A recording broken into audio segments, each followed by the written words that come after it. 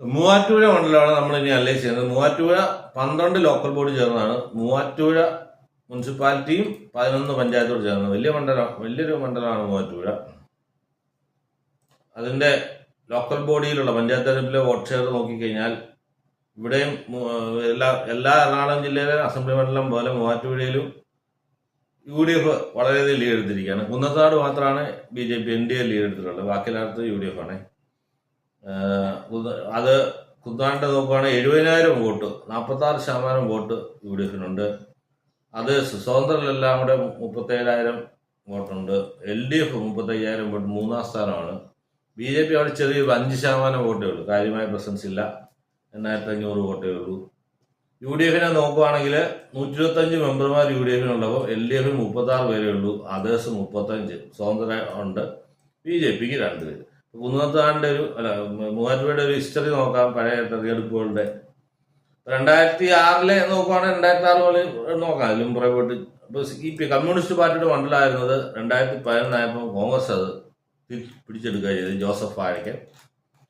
അത് 2016 വീണ്ടും ജോസഫ് വാഴക്കനെ തോൽപ്പിച്ച് എൽദോ എബ്രഹാം അത് തിരിച്ചു പിടിച്ചു.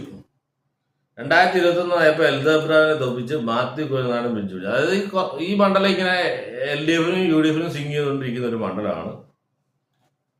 അപ്പൊ 2020 ആ ഇലക്ഷനിൽ മത്സരിച്ചു. 14,000 വോട്ടോടെ അവർ നേടിയിരുന്നു, 13,535 വോട്ട്. അതൊരു ഇമ്പോർട്ടൻ്റ് ആണ്. BJP സെപ്പറേറ്റ് ആയിട്ടാണ് മത്സരിച്ച് 7,500 വോട്ട്. അപ്പൊ രണ്ടും കൂടെ കൂട്ടിയതിന് 20,000 വോട്ട് BJP ആൻഡ് സഖ്യം വരുമ്പോൾ കാണേണ്ടതാണ്. ഇപ്പൊ 2026 ആർക്കാ കൊടുത്തതെന്ന് വെച്ചാൽ മാത്യു കുഴൽനാടൻ തന്നെയാണ്, സിറ്റിംഗ് MLA തന്നെയാണ് മത്സരിക്കുന്നത്. CPIയുടെ N അരുണാണ്. 2020 സണ്ണി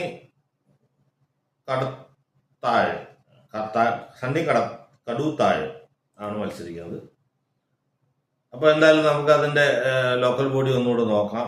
ഇത് കണക്കാക്കി UDFന്റെ സിറ്റിംഗ് MLA ആണ് മാത്യു കുഴൽനാടൻ. UDF ഭയങ്കര ഒരു റേഞ്ച് എടുത്തിരിക്കുകയാണ്. നാച്ചുറലി UDFിന് 46% വോട്ടുണ്ട്, 125 മെമ്പേഴ്സ് ഉണ്ട്. സിറ്റിംഗ് MLA മാത്യു കുഴൽനാടൻ തന്നെ. UDF മാത്യു കുഴൽനാടൻ അത് മൂവാറ്റുപുഴ നിലനിർത്തുമെന്നാണ് എൻ്റെ അനാലിസിസ്. ഏറ്റവും കൂടുതൽ വോട്ട് ഇൻക്രീസ് ചെയ്യാൻ പോകുന്നത് NDAയുടെ ആയിരിക്കും.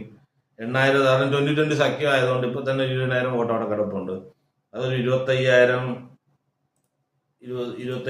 മുകളിലോട്ട് പോവാം എന്നുള്ളതാണ് ഞാൻ വിശ്വസിക്കുന്നത്.